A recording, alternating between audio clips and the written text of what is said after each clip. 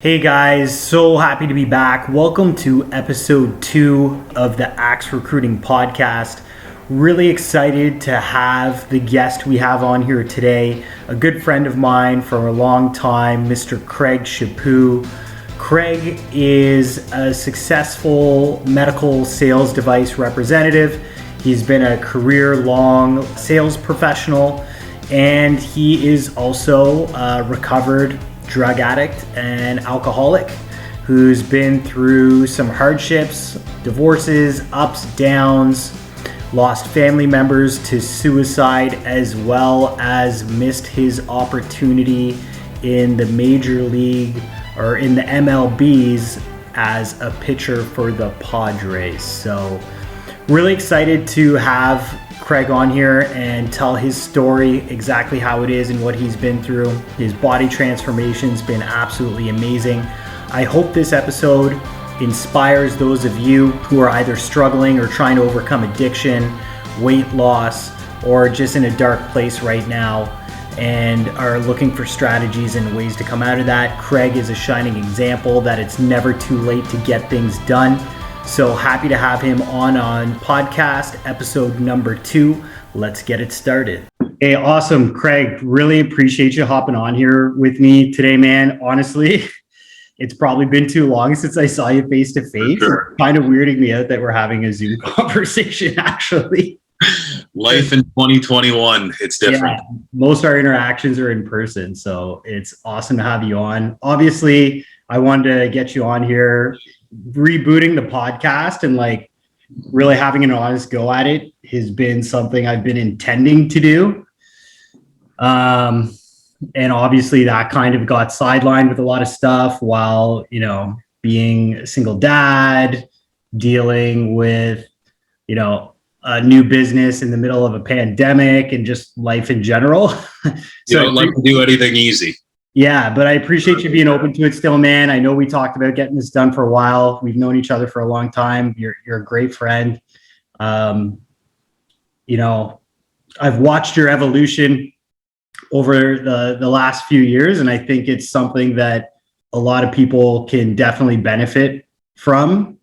And, I think it's important that people kind of hear these real life firsthand accounts of success stories and however people define success for themselves, but, getting themselves into better places and having better outcomes and, your life reflecting that in a lot of different ways, which we'll talk about.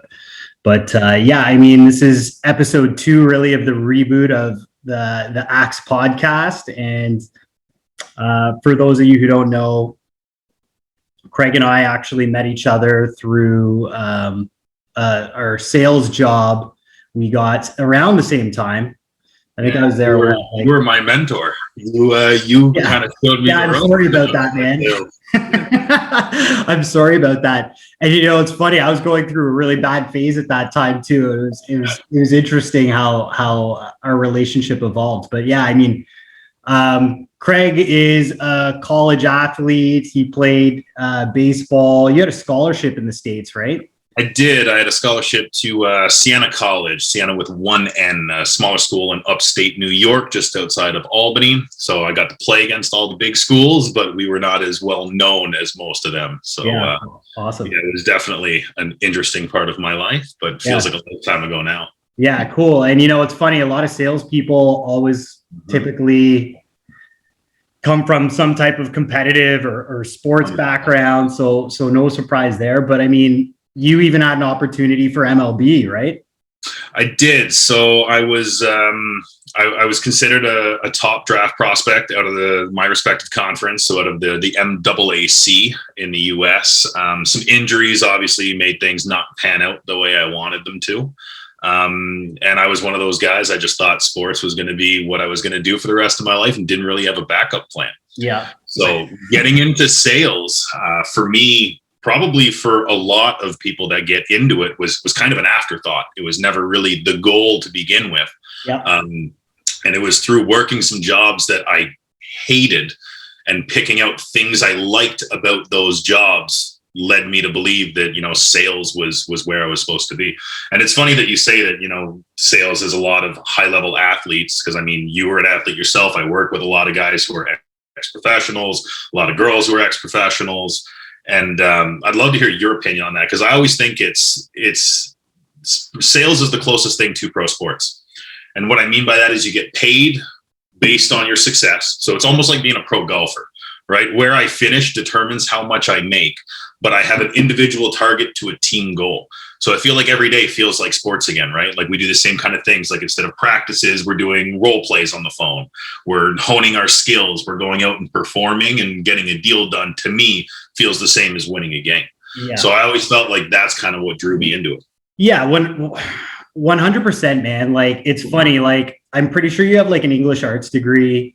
I've got a political science degree. Like, yeah. I don't even know why they call it a science, because at the end of the day, it's an arts degree too.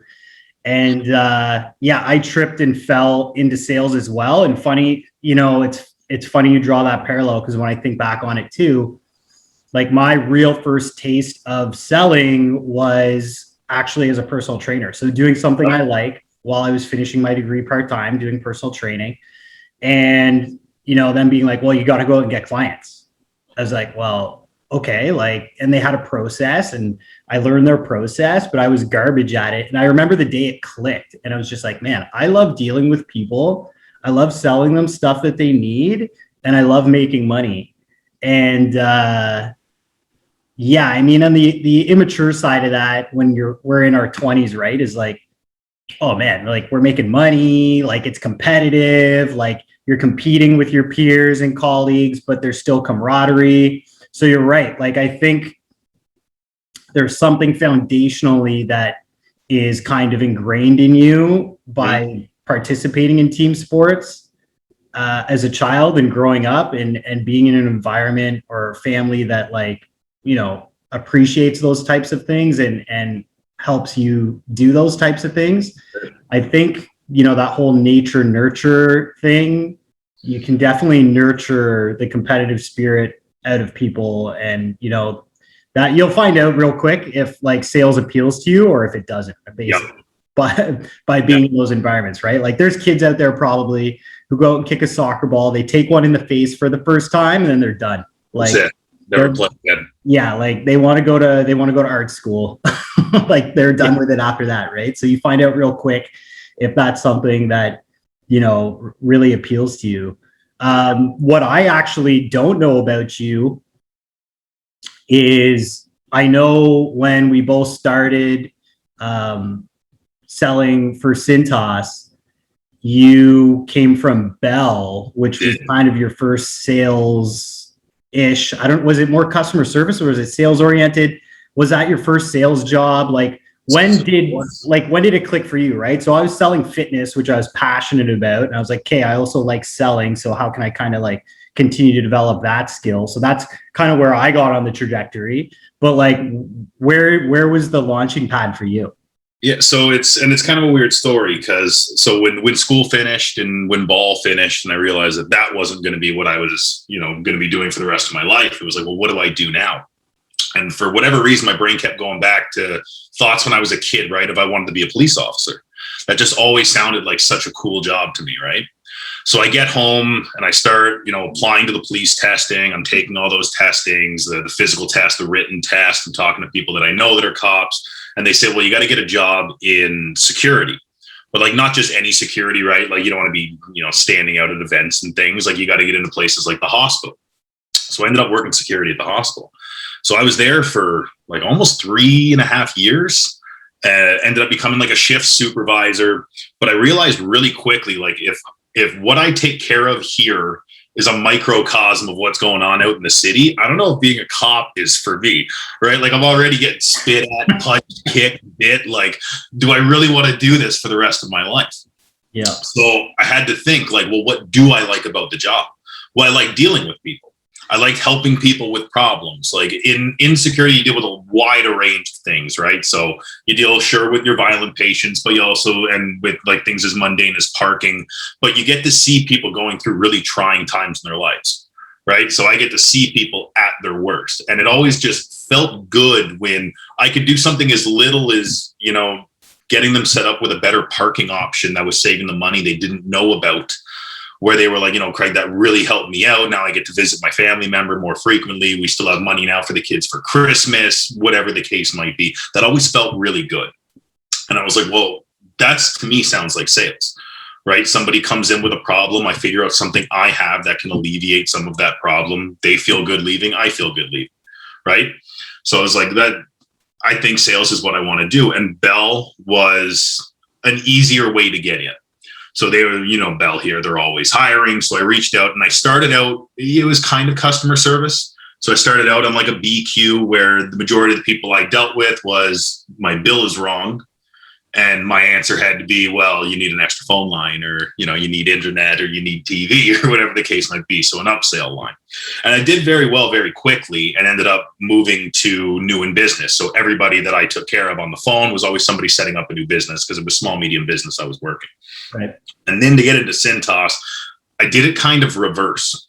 So I had a friend that I was friends with on Facebook and saw his social media.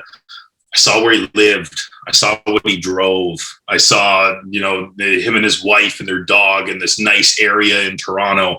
And I was like, me and him had similar life experiences. We both grew up playing ball. We both kind of did the same kind of thing in school. And it was like, how does he have that? And I'm where I'm at. Like, so I reached out to him and I was like, I know you're in sales. I'm also in sales right now. Like, where do you work? How did you get there? And he was working at Cintas. And it just so happened he was sitting next to the guy who ended up being our manager at Cintas, and they were at a national sales meeting, and he told me Ottawa was hiring. So he booked my first interview for me sitting at a national sales meeting. And it was just from reaching out. And I mean, that may be a backwards way of doing it, but I just kind of went with an outcome I liked and thought, well, how do I reverse engineer this to get myself into that position? Yeah. And then, I don't think it was a backwards way at all. Like a lot of things do come through referral, right? Like you need to tap into your network, and you know what? You need to have the balls to ask people questions. You're actually reminding me of the Wolf of Wall Street movie when Donnie's working in the diner. Yeah. And he rolls. He me a check for $72,000 and I quit my job. Yeah. When he rolls up on the Wolf, right? And he's like, where'd you get that car? He's like, I bought it. He's like, what do you do? And he starts asking him all these questions, right? Similar to what you did. Obviously on a crazy multiplying of a scale, because we all know what he was running with the penny stocks back then. But sure. Wasn't quite the same. You show me a check for $72,000 and I'll quit my job right now. And dude, he knew somebody who worked in his building, should probably have the same things he have or be at the same place he was at, but he wasn't. He asked some questions, bing, bang, boom, referral, and he got in, right? So, I think that's, if you're not doing that as someone who's looking to break into sales or break into any industry or gain any kind of experience, like you're making a mistake, even 100%. If the person's an acquaintance, right? I've had people ask me, like people getting started into sales a little bit later, right? Like maybe I'm a little bit older, maybe they're younger, first getting into sales, how did you choose your career path? How did you get where you're at? And I tell them all the time, like I was underqualified for every job in sales I ever applied for. Yeah. 100% I was. I didn't have a background in the industry. I've never worked in the same industry twice. I've always had to learn new industries, new products. I work in medical and stuff, right? I don't have a science background. I don't have a medical background. So in my mind, I was underqualified per se for every job I had. But what I did have was the attitude to learn it, to study outside of just the training they were going to give me so I could pick it up quick. I had the willingness to work hard. And I had the desire to be number one in that company. Yeah. That's really all I had. I didn't have like some of these guys come from a background where, say they were a nurse in their past life or a paramedic, or I didn't have any of that. It was just, I know I want to be the best. This is a company I want to work for. And, you kind of fake it till you make it until you get yourself in that position. If you go 100%. In believing in yourself enough, the hiring managers will see that. And I mean, you work with people all day long trying to get them jobs, so I'm sure you're probably having similar conversations with them. Yeah, I mean, absolutely, man. And like, this comes down to mindset, which is interesting, right? Like, you're a high level athlete, you're highly competitive, on the cusp of the big leagues, so you know how to like get into that space or that mode or that flow or whatever you want to call it. Like, there's something gnawing at you and you want to achieve it. Let's talk about some things that are not so sexy and not so glorious, but like some realities as well. Yeah, we don't want to make me look like just like I had it all figured out off the Yeah, for those of you who don't know, Craig hasn't always had his shit together. Not even close. He hasn't always looked like a lumberjack who's going to carry away your wives and daughters over his shoulder. No. How much did you used to weigh, man? 335 pounds. That's I remember those days, man. Yeah, man. Yeah, and how tall are you? I am just shy of 6'3", so I tell people I'm 6'3", but I'm like 6'2" in a bit. and what do you weigh now? So 222. It's been good. It's been good. How long did that take you, bud? So I lost the weight in like 8 months. Like, I went balls to the wall with it. It was gone in 8 months.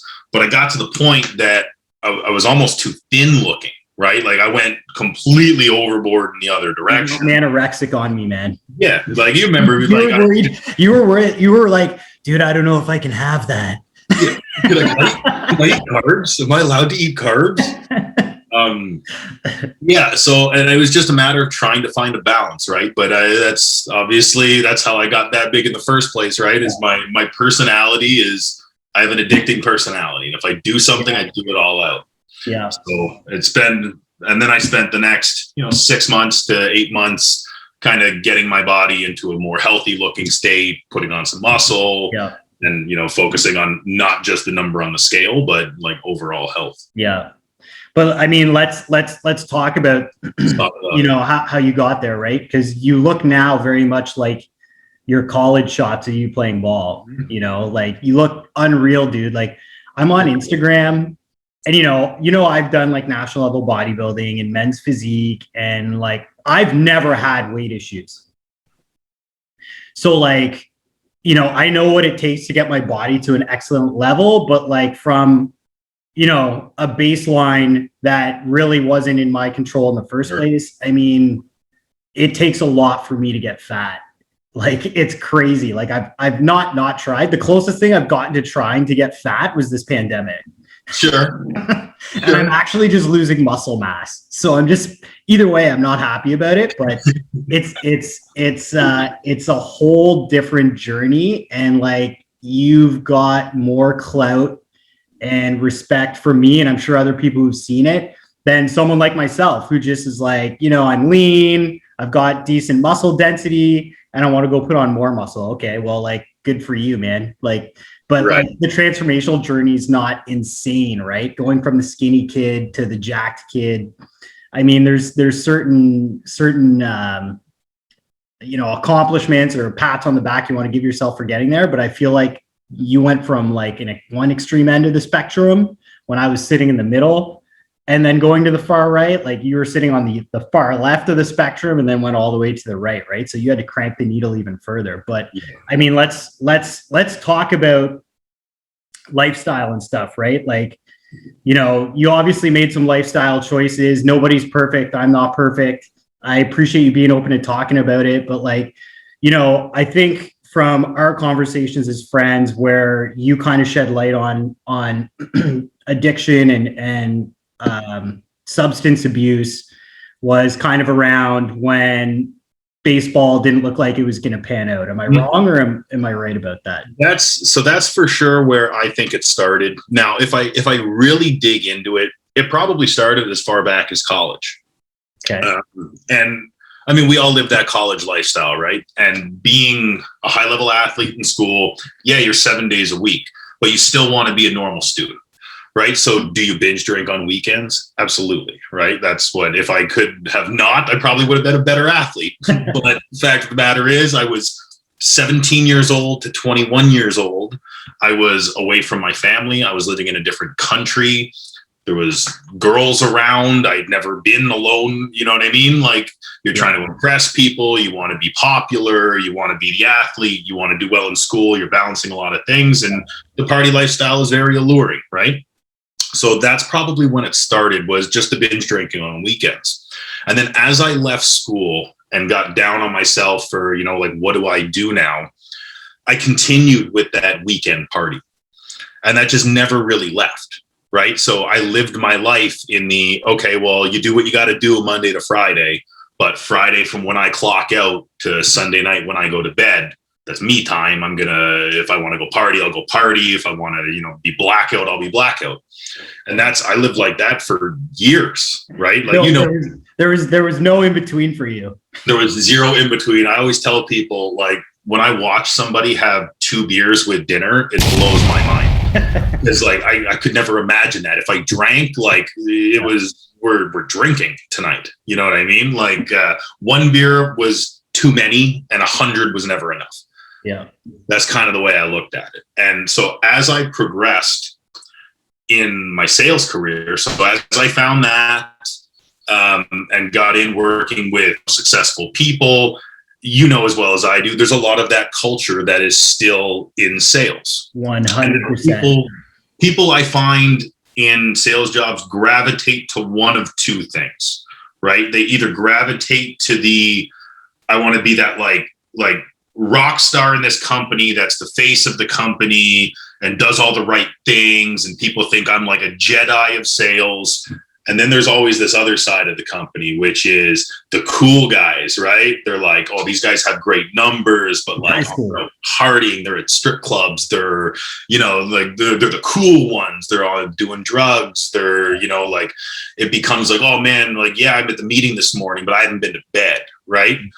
And when you look at that from an outside view, now that I'm clean, that's ridiculous to me. Like, why would I ever be drawn to that? But for some reason, that was drawn to me. And I find high-level sales companies don't do a good enough job separating those two divisions and being like, there's one that is what you should be doing and one that, like, this doesn't make you a successful person.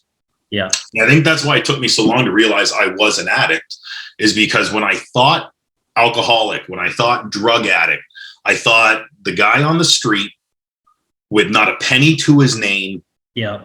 Looked the part, right? You're like, this guy wrecked his life with substances. I can see that without having to talk to him. I didn't realize that there was a whole subsect of addicts that you have no idea. High-level individuals. I'm wearing expensive suits and driving nice vehicles. I live in nice places. I'm at fancy restaurants. Yeah. Like, I don't look like there's a problem with me. But now the drinking starts leaking from just Wednesdays to now it's weekdays to now it's... And I got to the point where, you know, I'd call you and ask you if you wanted to go for a beer on a Tuesday. You'd come show up, you'd have 2 beers and leave. And you would think I was leaving. But I didn't leave that bar till 2 o'clock in the morning. Yeah. 3 o'clock in the morning. There was no shutting it down for me. Yeah.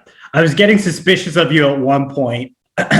You know, like, I mean, listen, like, I don't have like a crazy addictive personality. I think, I don't know, like, if it's a governor, like on a car or whatever, but I mean, you know, everyone's been to college, everyone's partied, you know, I was in a fraternity, I was in sales. I know what both sides of the coin look like as well. But, you know, I always had this way of like governing myself to a certain degree, I guess. Sure. And then, like, you know, it's interesting that you bring that up, because, you know, there's going to be salespeople who listen to this and they're like, oh man, like, I drink a lot, I party a lot, I try to friggin' front a lot and like buy bottles on weekends and drive nice cars, and, you know, I'm doing cocaine off of girls or whatever the friggin' weekend evolves into, right? Sure. You know, this Wolf of Wall Street stuff, and it was glorified, you know, and, you know, I keep coming back to the movie, but, you know, there's definitely a culture in sales, and I'm not saying every sales organization, but there's a culture and you know, maybe it's curbing now with the exposure of Jordan Belfort and the consequences and repercussions of doing things like that. But you know, as many people who look at that movie as entertainment or a cautionary tale look at it like, I want to be just like Jordan Belfort, and like I saw it. Yeah, and they like stop the movie before the guy goes to jail. They're just like, this is awesome. Like, I want to be like exactly what I did. I would watch the first half of that movie. I don't want to see the downfall, because what he's doing at the peak of that movie, that seemed like the dream to me, right? Like, and the older I get, and now having time away from that lifestyle, is like, the goal is to have money, not look like you have money. 100%. And that's what I was always doing, right? Like, I wanted everybody to think that I was uber successful. And it was like, well, if I do this stuff, then they'll know, right? Like, you know, I have all the nice things. I'm out partying. Like, only someone with money could do that. And it's this spiral, right? And you don't have that money when you do that for that long. You're faking it. Yeah, you're just chasing more, right? But like, you can easily get into that slope as a sales rep, because you're just like, I'll just crush it out next month, man. I'll just burn and earn. Dude, what's 10 grand? Between the two of us, we should, if we were some smart between the two of us, we'd already be on a yacht right now during COVID. Yeah. With the amount of money we've been able to make in sales careers, and just bad choices, you know, whether it's, you know, going out and buying expensive clothes you don't really going out on dates and buying, you know, the most expensive menu every weekend, or trips, or just lacking overall focus and like end game, right? Like, there was no end game, at least, you know, for me, until I really matured. It was just like, yeah, I can just make more. Exactly. That's how I saw it. It was like, okay, so I blew 15 grand in a weekend in Vegas, like, whatever, that's 3 big deals next month. I got that money back. I broke it even. Yeah, you'd literally be calculating what you had to do to just recover it. That's it. How many deals is that? Oh, I can't drop pricing next month. Like, and then raising lifestyle, right? So now you've got bills, you've got more expensive to pay for.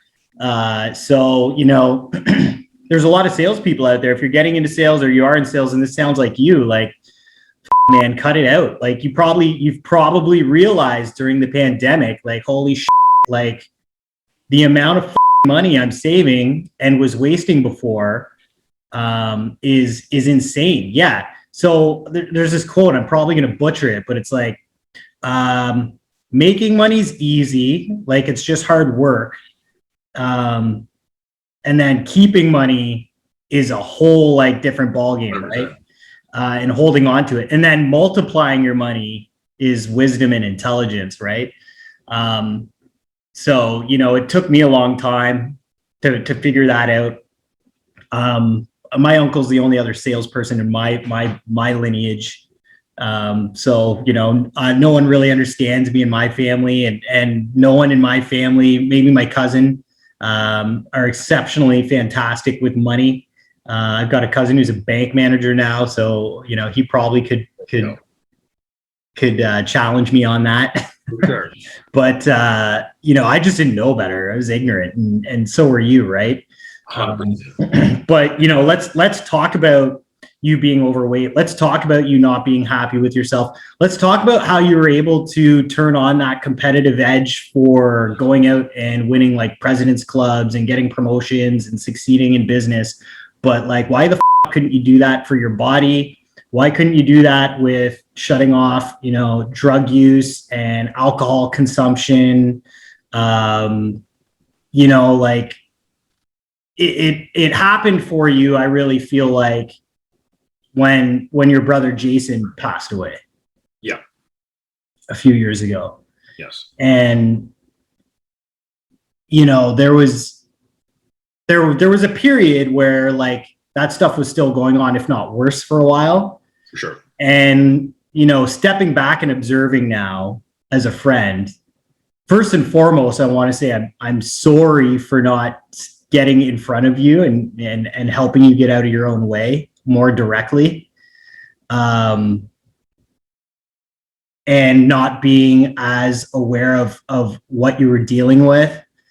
And I guess in some selfish ways, you know, not too long after that, while you're still going through your I ended up going through a separation, and then we really enabled each other to not be our best selves. There was a couple months for a little bit of a period there, right?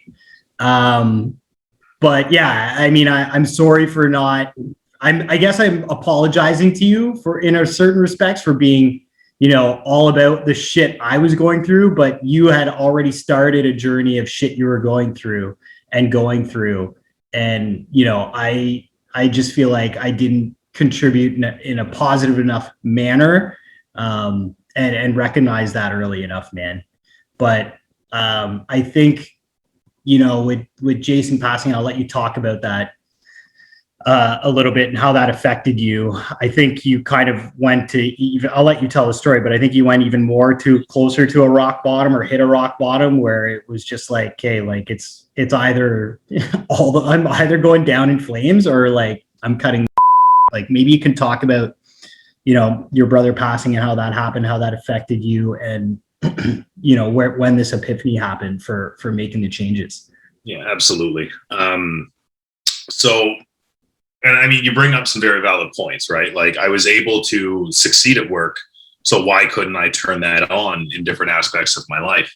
And I think it was always because since sports ended for me, right? When you have something that you're that passionate about and you believe is going to be what you're going to do for the rest of your life, and there's a serious end game there of, you know, you're a known name, you're making unbelievable money as a professional athlete. Like, when that started to look like it was a potential, because everybody dreams of that stuff, right? Yep. Then I got to a point where, not saying it would have happened, but it was a discussion, right? Like, you got pro teams talking to you. You're supposed to get drafted. You know, people are telling you this is what you're going to do for your whole life.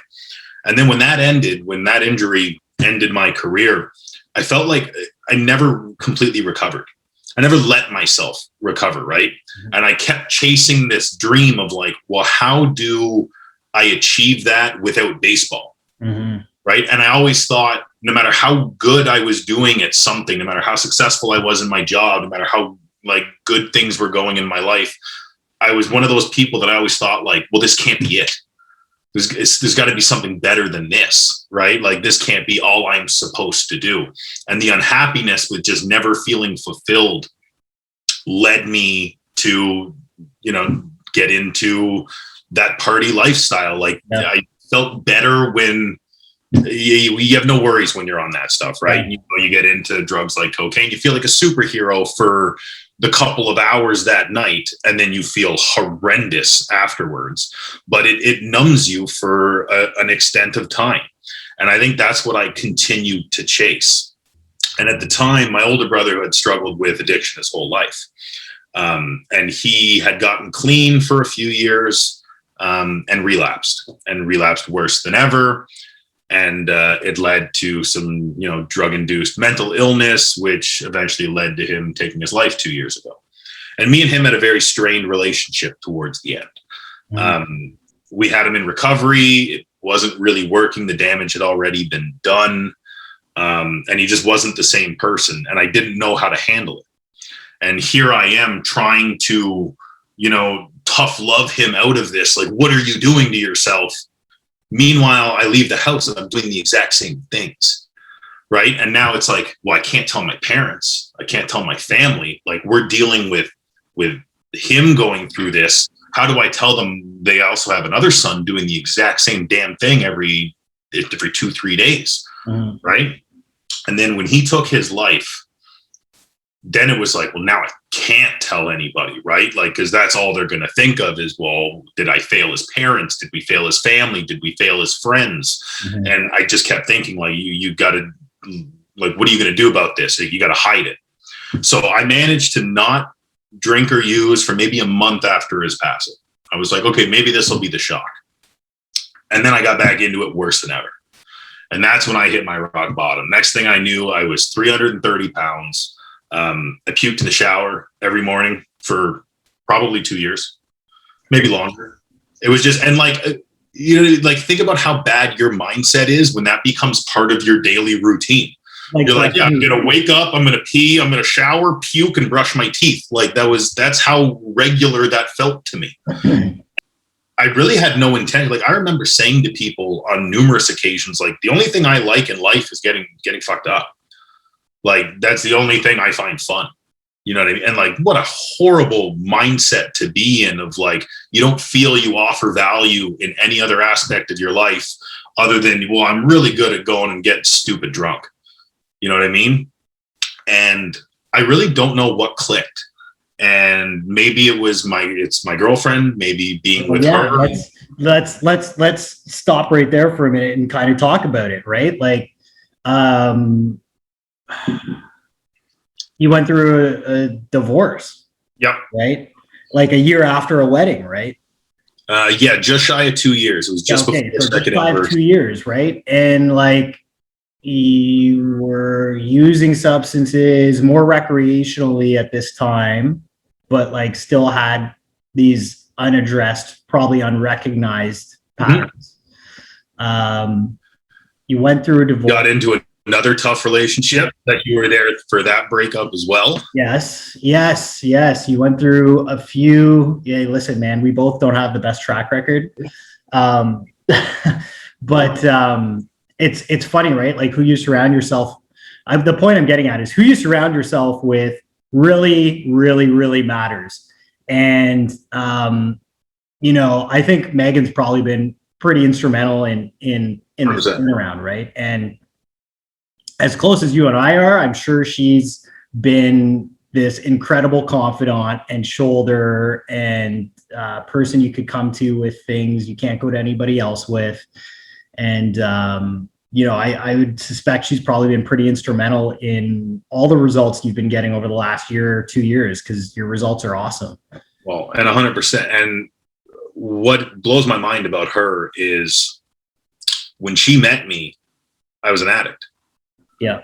She didn't know when you're a high functioning addict, when you're somebody who does it the way I did it. So I'm not saying, the guys who lose everything and end up on the street, because that's an addict, but so was I, even though I appeared to be successful on the outside. I got very good at hiding. I traveled a lot for work. There were times that she thought I was out of town. I was just in a bar in Ottawa. I'd get a hotel that night so that I didn't have to see anybody. People would think I was out of town. No harm, no foul, right? So when I came clean to her, we'd only been together for just shy of a year, maybe. I probably would have walked away.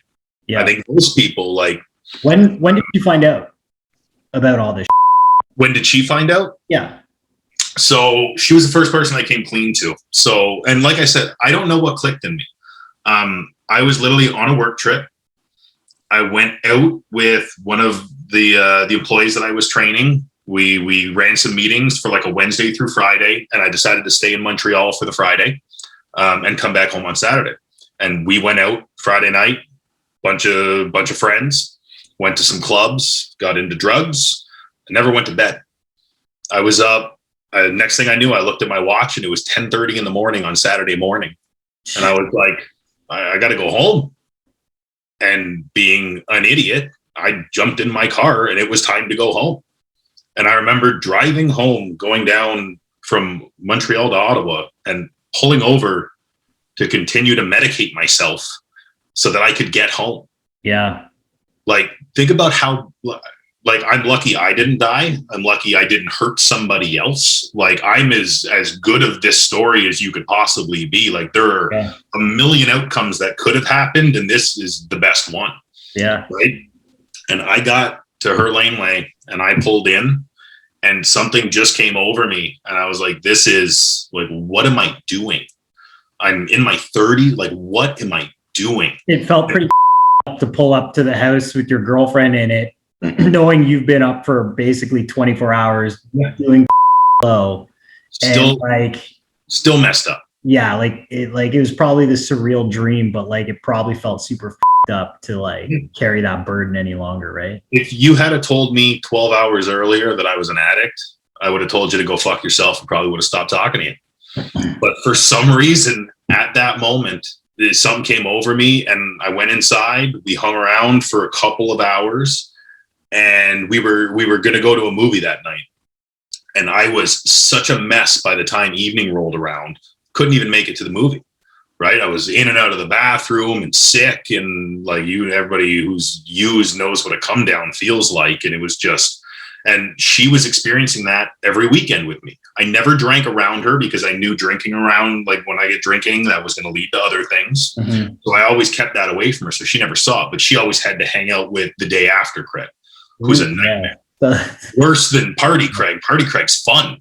Yeah. Day after Craig is the worst human being you've ever met in your life. He's a 330-pound blob who's going to eat a bunch of pizzas and come through on none of the promises he made. Right? Yeah. And I sat down and I was like, this is it. Like, this is where you come clean. And I told her everything. I emptied it out. And she was like, okay, let's get through this. I said, like, if you want me to leave, I don't blame you. Like, I need to get this out. She was like, no, we'll get through it. And that was day one. The next day I came clean to my parents, mm-hmm. who suspected it. They had watched my older brother go through it. They knew the signs, right? They were never going to call me out on it. And I think they didn't want to because they didn't want to be right. Mm-hmm. Right? It's easier to be oblivious or think things than knowing them 100%. I don't think they wanted to know that they had another son who was addicted, right? Mm-hmm. So I came clean to them, and then I came clean to all of you, like everybody that I cared about, all of my friends. Mm-hmm. And I had known some people that had gotten sober, and they were like, you're going to lose friends. And I was just the point that I was like, if that's what it takes for me to figure my own shit out, then it's 100% worth it. And what I learned was you don't lose friends when you sober up and get your shit together. You lose your drinking buddies. Yeah. People that you really don't have a relationship with outside of substances. Yeah. Yeah. They disappear. But anybody who was actually your friend, like you guys were more of a support system than anybody. And I mean, I still hang out with all the same friends that I hung out with. I can still go to restaurants with people. I can still go to bars and be the DD. Like, I can still live my normal life. I just don't have to rely on the escapism anymore. Yeah. Yeah. And that's when I decided to lose the weight. Because I was like, the thing that kept playing over my mind is how you do one thing is how you do everything. 100%. And I was like, how do I expect to be a successful person when I don't even have the courage to take care of myself? Yeah, man. Yeah, 100%. You nailed it. And like, first and foremost, like, you got a good girl, man. I do. Crazy, dude. Like, I knew you told her, obviously, because that had, like, you were so open about what you were dealing with and going through, and like, you're just like, yo, like, I don't drink anymore, I don't do shit anymore, and I'm an addict. And like, you made it an intent to use that word, like when you told me, right? Like, you were making sure people understood that this wasn't recreational, and like, I'm in control, like, I have a fucking problem and I'm telling you. And I was like, okay, well, Megan's got to know, right? And then, like, you get on this fucking war path of, like, fucking body transformation, mm-hmm. and, like, your relationship with Megan gets stronger, like, and worked out better. Yeah, you guys bought a house, you got a dog, you've got the job that a lot of sales guys want, mm-hmm. In medical device sales now. Which was something you always aspired to. I think even if we go back to Cintas, there's aspirations there for that. So like, you're starting to check all the boxes on the shit you want as soon as you got sober and fucking checked yourself and got your shit together, right? Which is pretty awesome. So, you did come full circle on like that athlete win at any cost attitude, right? You just needed to find a way to translate that into your physicality, beating addiction, healthy relationships, yep. All that shit. And there's just no room for negotiating with yourself. And I see that in you, which is awesome. Like I'll go on to Instagram and feel bad about myself sometimes. It's just so you know, like I used to be like, the gyms are closed and stuff right now in Ontario, Canada and stuff. It's brutal, but I was that bodybuilder guy who was like the most in shape usually around my friends and stuff. And we're a year plus 14 months now into COVID, and I'll like turn on Instagram and I see Craig just going to town in his garage or literally doing walking like for 2 blocks down the suburb neighborhood in like 30 degrees Celsius plus weather with Megan and his dog. And it's awesome to see, man, because like there's just no room for negotiation for you anymore on what you want. You've gotten very clear and you've simplified your life. And I think that's a key to success. However you want to define success is, you've got to get the filter in and filter out all the shit that doesn't belong in your pond or your pool or in your body, right? Like whether that's toxic friends, relationships with party friends, unhealthy relationships, unhealthy family members, unhealthy behaviors of your own, and recognizing what those patterns are, be it in relationships, be it in partying, drugs, whatever, right? And then redefining what you do want and like living within those parameters without deviation. And I think the biggest thing that I try to explain to people is things didn't change for me until I changed how I saw my circumstances. And what I mean by that is for years, while I was going through this downward spiral, I saw life happening to me, not because of me. mm-hmm. It was like all these bad things are happening to poor old me, right? Like, why do all these horrible things have to happen to me? Mm-hmm. It's like, well, because what are you doing to prevent them? Like you just have a victim mentality. Like, not bad things don't happen to you because you're you. They happen because you allow them to happen, whether through the way you think about things, the way you act. It's your actions that lead to what happened to you. And if you take the victim mentality in everything and don't see it as a you problem, nothing's ever going to change about it. And once I accepted responsibility and I said, my life is nowhere near where I want it to be, and that's my fault. The next second I was able to say, well, how do I start going about fixing this? Like, this isn't an overnight success story, right? Like, every day is hard as shit. Yeah. Like, especially now, like, weather's nice. It's 30 degrees out here too. You better believe I'd love to be sitting on a patio, slamming drinks and doing what I used to do. But that's not who I am anymore, because that never got me anything good. I never did anything in party mode that I was proud of.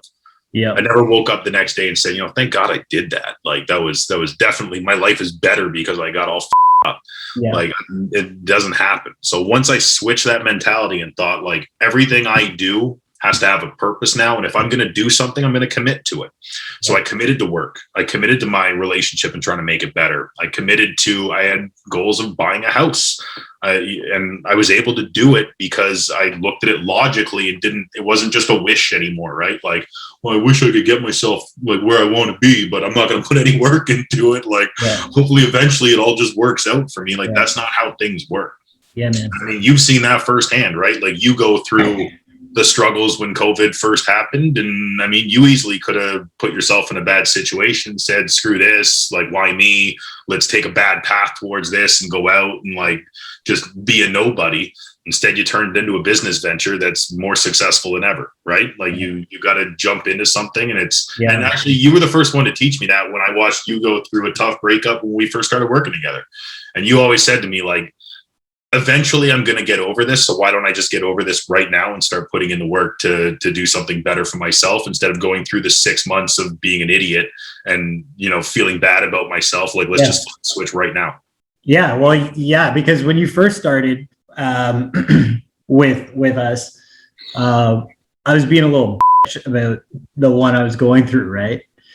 And, I don't just come up with shit. I was actually listening to a lot of Tony Robbins and some other personal development throughout that period to my next relationship. And then you saw when my next relationship ended in the 4 years we were at Cintas. Yeah, man, I didn't miss a beat, right? It was like nothing ever happened. And it comes down to, this it's hard to like teach mindset because it very much is a very personal conversation with yourself. But I think it comes down to awareness and, again, defining what it is you're willing to allow in and what you're not willing to allow in. And protecting your energy and protecting the direction you want to take your life.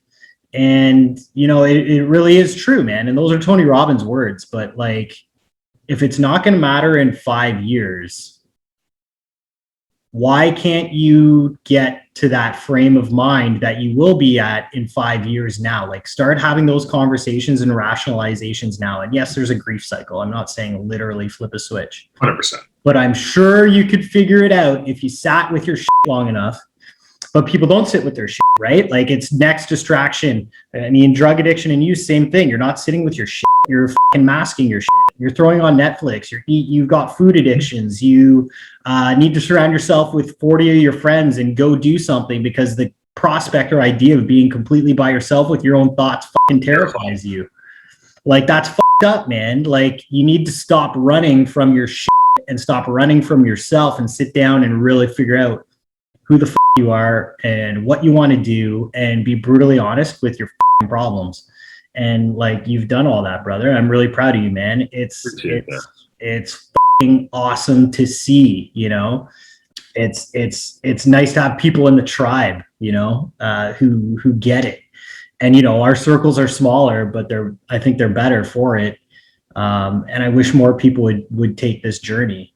So, we've been chatting for about an hour now, so I'll be respectful of your time. I've got to get back to some stuff too, but there's probably a variety of different types of listeners, but what would be your parting advice on someone who maybe they're an athlete and it's not working out, or whatever their early ambitions were on in school or business or what have you, stuff's not working out the way they wanted, and they put it on this pedestal like you. And what's your advice to keep people from going down this path that you've been down? And if they're already in this kind of place, and there's a lot of people who are and won't admit it, but maybe if they're listening, they can take something away from this. What's your advice for people who are already in this place and want to get to a place like you? Yeah. So I would say the most important thing to take away is it's never too late to pivot. You're never too far in. You're never too far gone. You're never too old. It's never too late to pivot. And what that takes is recognition. It's understanding what you want, where you want to be, and then developing a plan to do that. Because I find when people get, especially addicts, you get kind of trapped in this dreamland, right? Where you're always thinking about this bright, fantastic future, but you're not taking any active steps to really get to the end goal you want to be at. You're just thinking, well, hopefully, eventually it works out that way. And I think people just need to recognize that if you want to do, like, find something you're passionate about, and that doesn't have to specifically be work. Right? Like, work can be the vessel to get you to what you're passionate about. Like, maybe you're passionate about wanting to be the world's best dad and have this great family life and the nice house with the picket fence, and work is just your vessel of getting there. Right? And it's figuring out where you want to be and taking proactive steps every day. Because like I said, how you do everything or how you do anything is how you do everything. Yep. And to get your things together, it's recognition, and everybody needs to kind of take a hard look at where they're at, figure out what your problems are.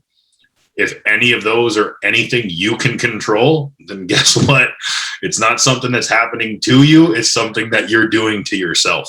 So acknowledge your downsides and take steps to improve them. Like, when I first started working out and stuff again, it was horrible. I wasn't good at it. First time I went to the gym, I sat in the parking lot. I dropped Megan off and she walked in and I sat in the parking lot. I didn't go in. I Yeah. couldn't bring myself to, I was like, my clothes don't fit. I look stupid. Like I'm not going in. And I just tried again the next day. Right. I drove back and I was like, okay, once I walk through that door, it's going to feel different. It was just one step at a time. So I think that's the best way to deal with addiction. It's also the best way to deal with any problems you have in your life is break it into chunks, make goals. I know you're big on goal setting, like come up with goals every day of here's what I want to accomplish. And I do that for myself. I make work goals, I make personal goals, and I make fitness goals. And fitness was my outlet to, I feel like we're all addicts, right? Everybody's addicted to something. Yep. Dopamine, man. We all got to get dopamine somehow at the end of the day. That's it. So find your outlet, make it a positive one, something that makes you better, and focus on it and just put the work in. Yeah. Because things won't get better until you acknowledge it, until you're ready to look somebody else in the face and say, here is my problems. You're not ready to change them. Yeah. And I think that's a huge one, man, is self-recognition, but then going to accountability. Going to your immediate people is probably the biggest form of accountability. That's why I told everybody, because that way, if I screwed up and I brought myself back to being that piece of shit I was, nobody was going to be nice to me about it. No. Right. There was no talking my way out of it. It's like, really, dude, like you told me you had these problems. I supported you and now you're back doing that. Yeah. Like, you know what I mean? So that's how I did my accountability. I posted it online. I told everybody I knew. I'm very open to talk about it.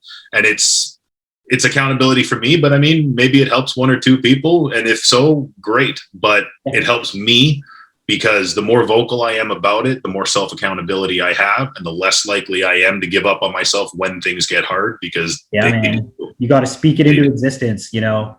I'm big on that too, you know, and sometimes it looks like showboating, or it looks like it can be taken off as like arrogant or cocky when you're putting your goals out there, right? Or your accomplishments. But to me, like when you speak that and you put it out there for everyone to see, it's the highest form of accountability. Because like now if I f up or if I fail, everyone's going to know. That's it. And I like that kind of pressure, man. Not everyone does. Some people like to operate in the shadows, and I get that too. I feel like that's the athlete thing too, though. I feel like that works for us too because we're athletes, right? Like you don't want to let other people down. So when you make it public and you make it vocal and you make it known, you feel like you got to hold up to your end of it or people are going to be disappointed in you. And I mean, that's a scary feeling, but I like that feeling. And I feel like it helps me thrive.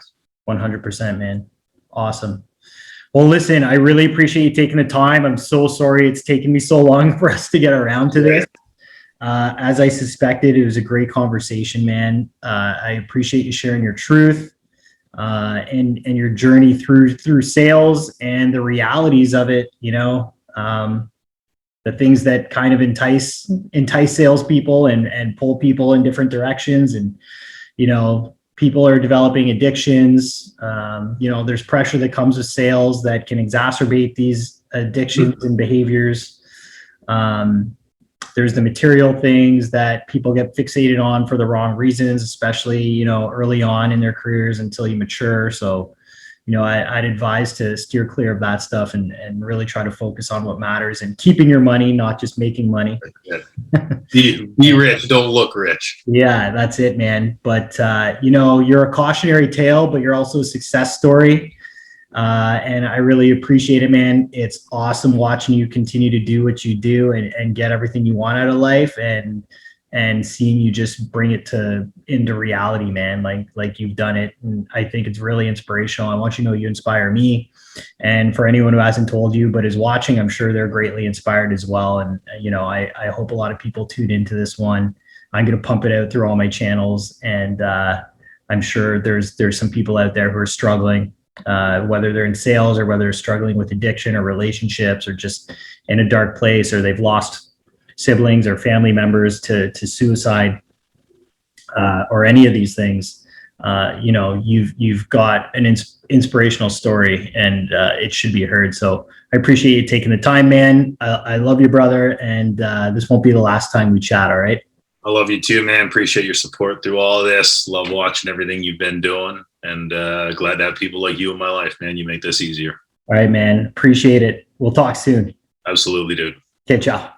Bye.